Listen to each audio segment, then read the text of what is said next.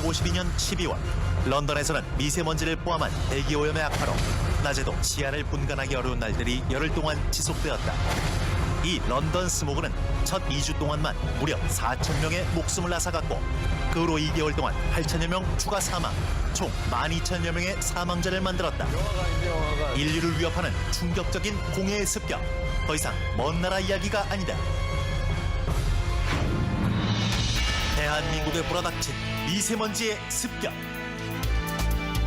수많은 유해물질은 신체 깊숙한 곳까지 파고들어 우리 건강을 위협하고 있는데 한 의과대학에서는 서울의 전체 사망자 중 약 8%가 미세먼지로 인한 급성 사망자란 연구 결과를 발표했다. 이뿐만이 아니다.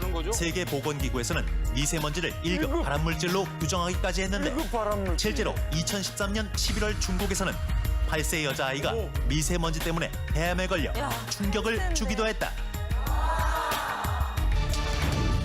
미세먼지 도대체 무엇이기에 전 세계 사람들의 생명을 위협하고 있는 것일까? 황사는 그 크기가 10마이크로미터 이상으로 코와 목에서 대부분 걸러지는 반면 미세먼지는 2.5마이크로미터 이하의 작은 크기로 배포 깊숙한 곳까지 침투하기 때문이다.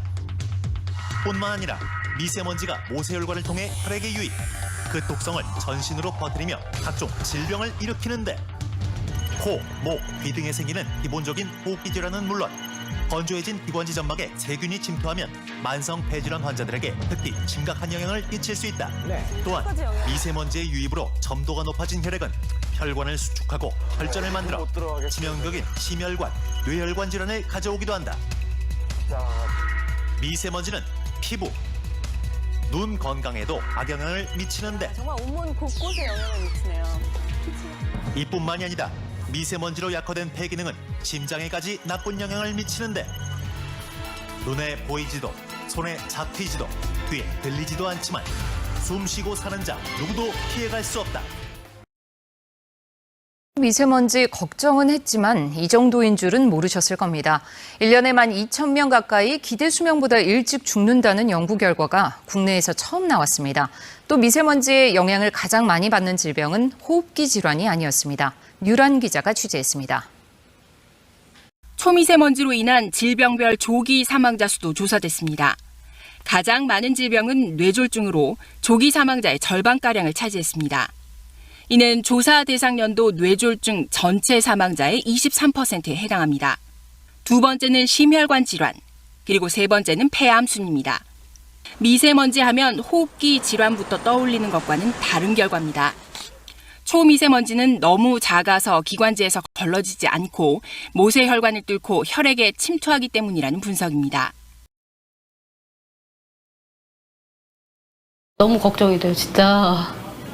한국에서 살기가 무서울 정도로 너무 걱정이 되고 또 저는 아기가 있기 때문에 아기가 계속 이런 환경에서 크면은 지금은 증상이 안 나타나더라도 더 크게 되면은 이런 호흡기 증 관련해서 질병이 나타날까 봐 너무 미세먼지 황사가 지금 문제지요. 그거 정말 문제 아니에요? 나 그거 정말 문제라고 생각해요. 우리나라에서 뭐 대책을 세워야지 그거. 그렇잖아요? 그것 때문에 지금 우리가 없는 병이 모르는 병이 지금 다 많이 생기는 거잖아요. 우리한테. 옛날에 없던 병이 지금 다 오는 거잖아요. 그래서 가급적이면 이렇게 마스크 쓰고 다니려고 그러고요. 미세먼지 많은 날은 잘 안 나오고 그래요. 같으니까 이대로 죽는구나라고 생각을 해요. 그죠? 앉아도 숨이 안 나오고 두드려도 숨이 안 나오고 그랬었거든요. 멋지고 계속 나오면서 그 기침이 또 안 나오면 막 숨이 차요. 여기까지 막 숨이. 계단 못 올라다녔어요. 계단 못 올라다녔어요. 아, 여기 올 때 아주 죽는 줄 알았어요. 걷지도 못했어요. 감기 증상이 감기 증상 기침 나고 콧물 나고 그래 증상이 이제 낮에는 좀 덜한데 저녁 한 9시부터 이렇게 되면은 잠을 들지 못해 기침 때문에. 감기가 걸리면 떨어지지가 않아요. 가래가 계속 가래가 많이 나오고.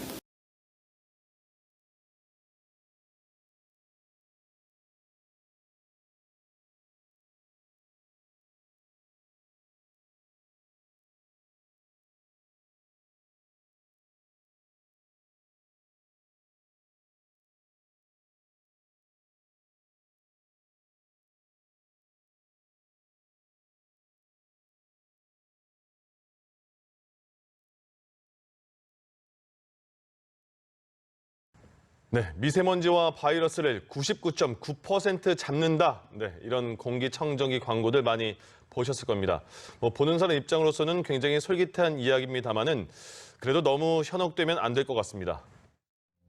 한 공기청정기 판매업체 광고입니다.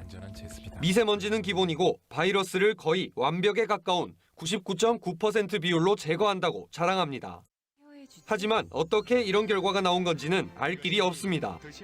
알고 보니 미세먼지, 바이러스 99.9% 제거는 소비자들의 일상생활에서 전혀 실현 불가능한 조건에서 나온 조사 결과였습니다. 모두 외부와 차단된 공간에서 대부분 세균을 필터에 묻히는 방식으로 실험을 진행한 겁니다. 심지어 3.3제곱미터도 채 안 되는 작은 공간에서 1시간 동안 제품을 틀어놓고 실험한 곳도 있었습니다.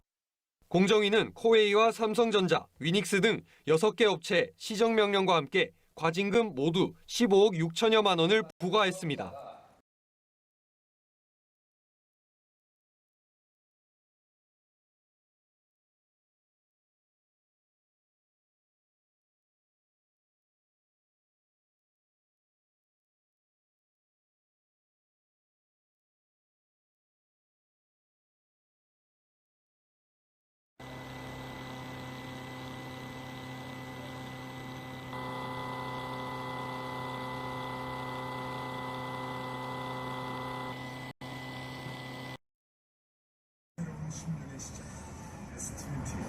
당신이 원하던 가장 갤럭시다운 머신, 갤럭시 S20.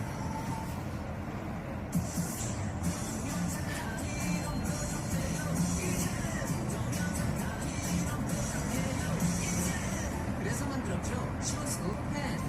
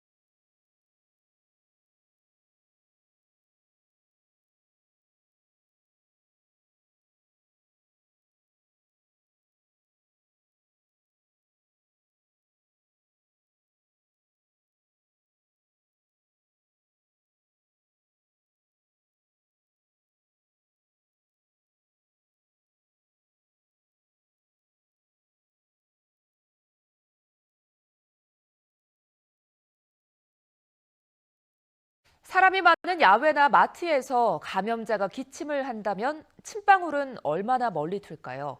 해외 연구진이 슈퍼컴퓨터를 이용해 침방울의 움직임을 시뮬레이션했습니다. 김진도 기자입니다. 핀란드 연구팀은 2m 높이의 선반이 있고 환기가 이뤄지는 마트와 같은 공간을 가정했습니다. 감염자가 기침하자 뿜어져 나온 에어로졸이 앞과 옆으로 급속히 확산합니다. 약 2분 30초 뒤에는 2줄 떨어진 곳까지 에어로졸이 퍼져나갑니다. 시간이 지나면서 에어로졸은 증발하고 사라지는데 전방에는 6분까지 사라지지 않고 남아 있습니다. 연구팀은 감염자는 떠나도 바이러스가 묻은 에어로졸은 남아 다른 사람의 호흡기에 들어갈 수 있다는 점이 확인됐다고 밝혔습니다. 벨기에 연구팀은 야외에서 운동하는 상황을 가정했습니다. 앞뒤로 나란히 뛸 때 앞사람의 침방울은 뒤쪽으로 무려 1.82m나 퍼져 뒷사람에게 닿습니다. 나란히 뛰거나 대각선으로 달리면 침방울 영향은 훨씬 줄어들었습니다. 따라서 달리기와 자전거를 탈 때는 앞사람과 최소 2m 이상 거리를 두거나 옆이나 대각선으로 움직여야 한다고 연구팀은 조언했습니다. YTN 김진우입니다.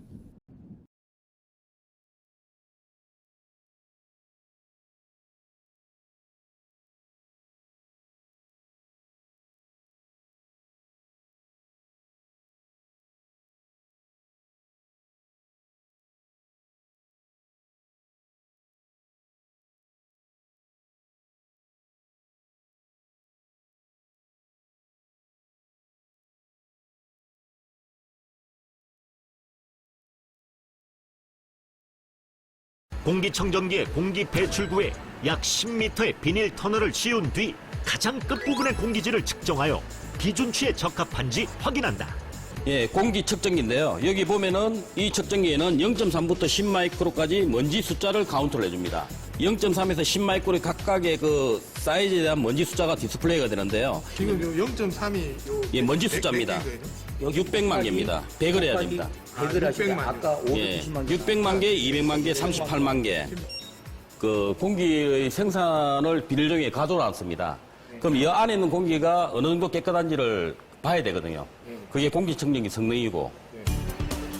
제품을 가동하자 정화된 공기가 차오르는데 과연 공기청정기 최종 테스트의 결과는? 지금 이쪽으로 공기가 나온다는 건가요? 예, 그 배출구에 제가 저 측정기를 달아서 이 안에 생산된 공기의 어떤 그 상태를 지금 보여주는 겁니다. 어느 정도 깨끗한지. 마지막 세 번째 레벨에서 아까 전에 먼지 숫자가 지금 카운트가 되는데요. 지금 공기가 생산됐기 때문에 조금 있으면 이게 제로까지도 갈 수 있습니다.